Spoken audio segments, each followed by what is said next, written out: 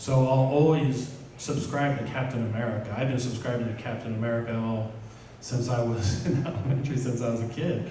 And that'll never change, but I used to spend 50 bucks a week on Marvel Comics. Recently, we're just talking like a couple of months ago. I mean, for the last few years, just reading just about every title because I'm a completist and I like to read everything that's connected. So when they have a big, big story like Original Sin or Age of Ultron or something, I want to pick up everything, right? So they have me there. And after reading, I thought, man, a lot of this stuff is just rubbish. Really, it's just corporate rubbish. So I canceled every subscription except my Captain America.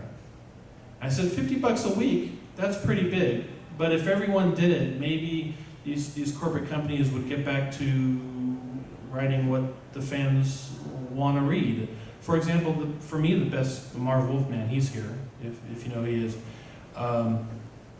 In his day and age, those were the best comic books. Okay, number one, they weren't trying to sell you some political agenda, and they wrote and told stories that they love. Now everything's under wraps. Everything is very strict. So I guess I stopped reading Marvel once Disney started taking hold of the actual Marvel publishing house. Because now Disney owns Marvel, right? So, but Captain America I'll always read. Sorry. So yeah, so if you can't get into big publishing houses, do the self-publishing. There's nothing wrong with that. More books are sold self-published than traditional, okay?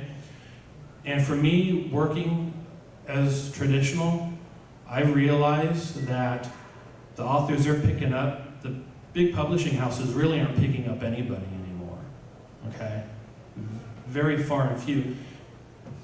I can tell you right now, within 20 years, every big publishing house is going to have a self-publishing department.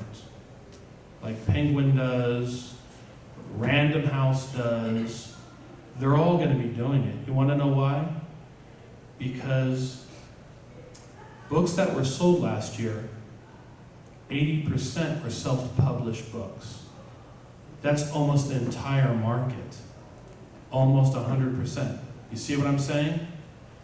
So at that point, if these snobs deny you, it's not the end of the story.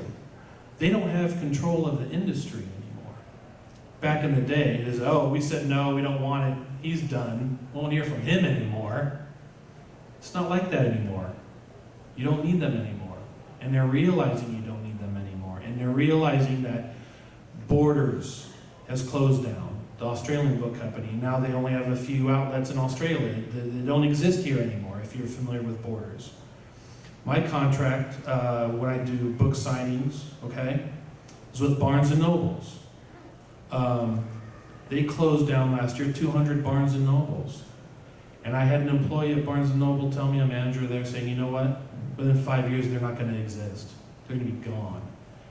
Okay? And I realized that I have to change the industry in a sense for myself if I'm going to survive as a writer. And I used to do book tours at all the Barnes & Nobles. Okay? Once I realized the big main chain bookstores are dwindling, and you can't do book signings at mom and pops because they're not going to publicize you like the big corporate chains are. And that's, Barnes & Noble, doing book signings there with Borders, when you're a writer, you want to use those corporates for sure for your book signings, for your own self-interest. But they're going to be gone.